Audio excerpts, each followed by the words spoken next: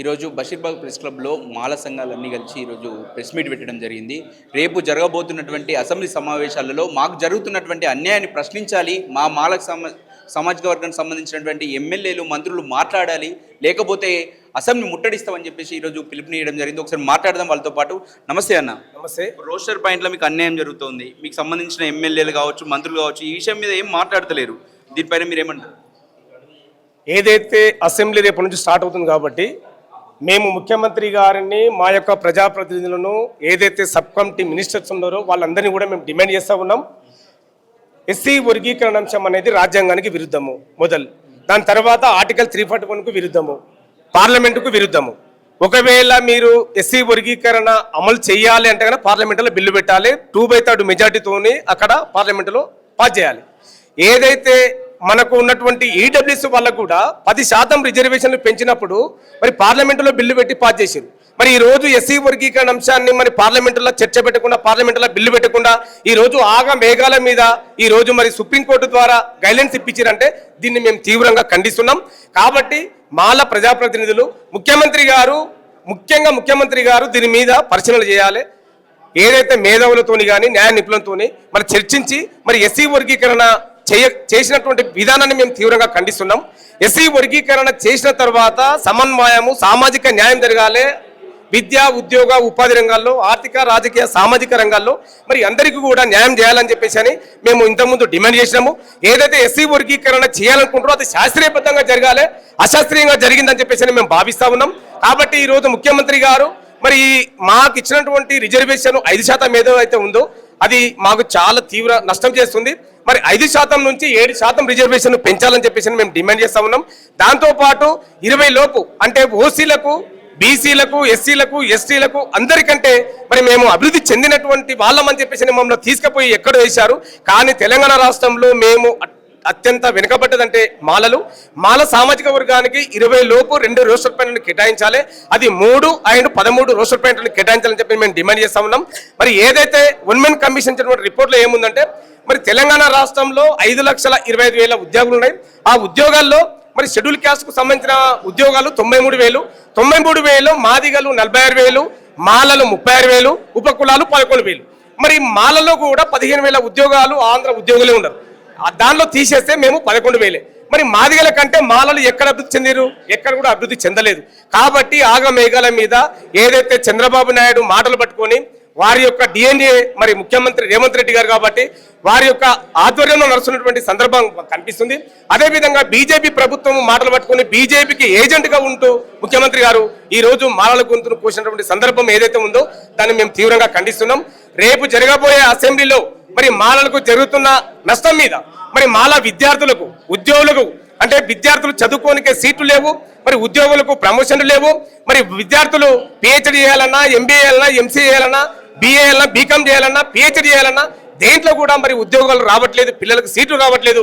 కాబట్టి రేవంత్ రెడ్డి గారు దీని మీద పునరాలోచన చేసి మరి అందరిని కూడా కూర్చోబెట్టి చర్చించి ఎక్కడైతే అన్యాయం జరుగుతుందో ఆ అన్యాయాన్ని అరికట్టి నాకు న్యాయం చేసే దిశలో మరి ముఖ్యమంత్రి గారు ముందుకు రావాలని చెప్పేసి అని అసెంబ్లీలో చర్చించాలని చెప్పేసి అని ఈ సందర్భంగా ముఖ్యమంత్రి గారిని డిమాండ్ చేస్తా ఉన్నాం. లేని పక్షంలో రేపు జరగబోయే ఏదైతే స్థానిక ఎలక్షన్లో కాంగ్రెస్ ప్రభుత్వాన్ని, రేవంత్ రెడ్డి ప్రభుత్వాన్ని బొందబెడతామని సందర్భంగా మేము డిమాండ్ చేస్తా ఉన్నాం, హెచ్చరిస్తా ఉన్నాం.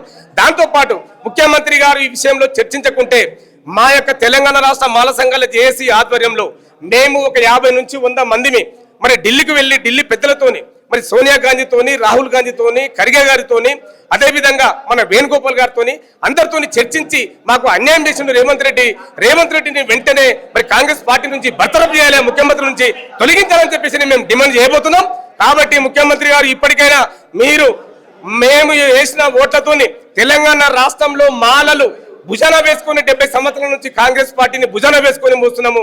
ఈ రోజు తెలంగాణ రాష్ట్రంలో మీరు ముఖ్యమంత్రి ఏంటంటే అది మాలల పుణ్యమే, అది మాలలు వేసిన ఓట్ల ద్వారానే.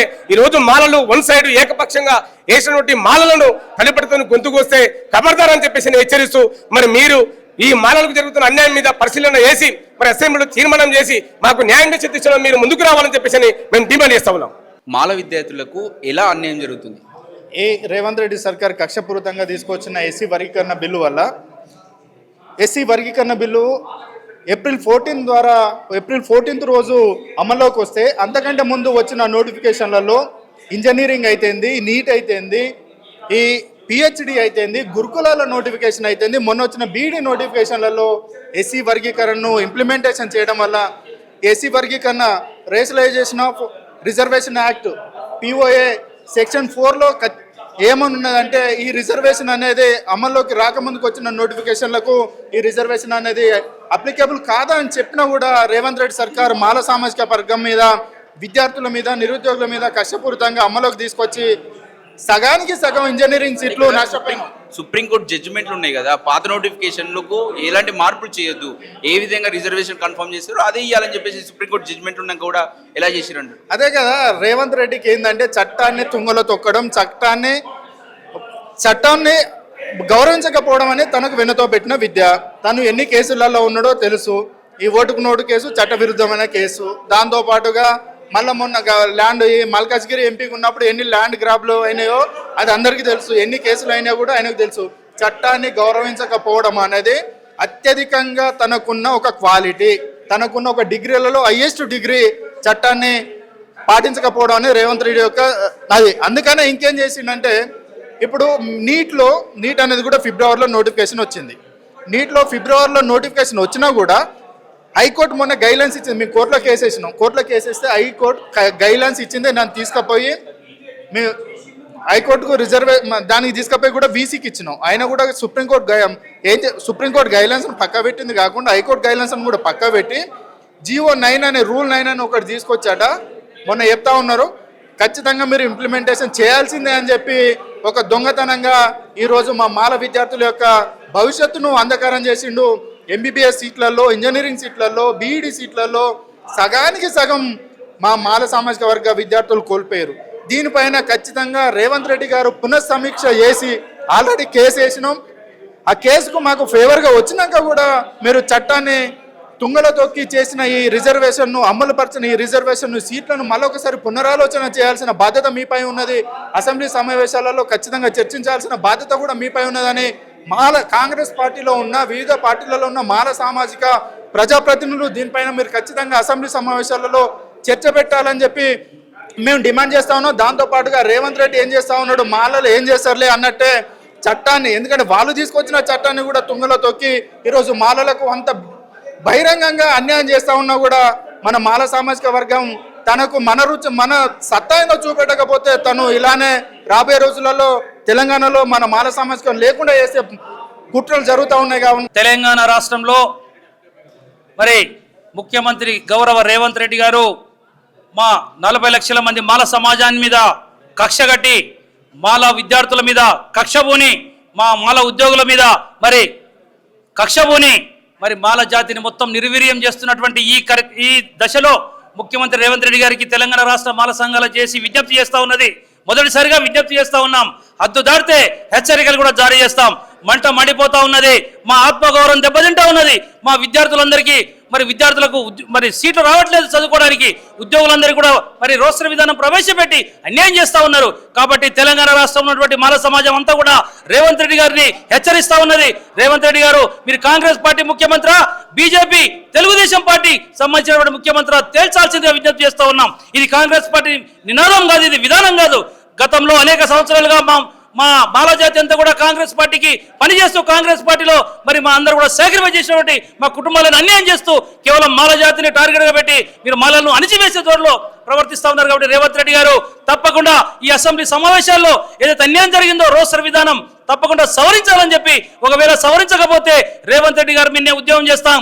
మేమందరం కూడా మరి అదేవిధంగా మాలల ఎమ్మెల్యేలు, మాల డిప్యూటీ సీఎం, మాల స్పీకర్ అద్దంకి దయాకర్ గారు, అనేక మంది మాల ఎమ్మెల్యేలు మీరందరూ కూడా ముఖ్యమంత్రి దగ్గర కూర్చొని మా మాల విద్యార్థులకు, మాల ఉద్యోగులకు, మాల సమాజానికి జరుగుతున్నటువంటి అన్యాయం మీద మీరు ముఖ్యమంత్రి గారిని కలిసి విజ్ఞప్తి చేసి మరి చర్యలు తీసుకోకపోతే మాలల ఎమ్మెల్యేలు కానీ, దయాకర్ గారు కానీ, బట్టి విక్రమార్క కానీ, వివేక్ గారు కానీ అంతని మాల ఎమ్మెల్యేలు అందరూ కూడా జాతి నుంచి వెలివేస్తామని చెప్పి మాల సంఘాలు చేసి హెచ్చరిస్తా ఉన్నది. జై హింద్.